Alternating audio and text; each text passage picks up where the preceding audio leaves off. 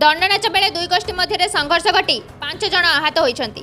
भंजनगर थाना अंतर्गत नुआ महुलिया गाँव में घटी एभली घटना। नुआ महुलिया गाँव में माँ काली नाच पर राति अपेरा परिवेशन होता। तेबे यह पूर्व मेलोडी बेले डांस करुवा महिला कलाकार किछि युवक असदाचरण करथिले। हठात किछि युवक स्टेज उपर उठी महिला कलाकार को ठेलापेला करथिले। युवक को बुझाइबा पई अन्य एक गोष्ठी स्टेज उपर को चढ़िथिले, किंतु परिस्थिति नियंत्रण हेबा परिवर्ते उभयଙ୍କ मध्य होइतिला खंडयुद्ध। ठेंगा बाड़ी रे होइतिला आक्रमण और प्रति आक्रमण। एथिरे उभय गोष्ठी 5 रु ऊर्ध्व आहत होइतिले। जणे गुरुतर को प्रथमे भंजनगर पर ब्रह्मपुर मेडिकल को स्थानांतरित करा जायछि। तेबे एने थाना कौन केस हो नथिबा बेले भंजनगर पुलिस घटनास्थल में पहुंची तदंत करुछि। Bureau report, publicity Odia.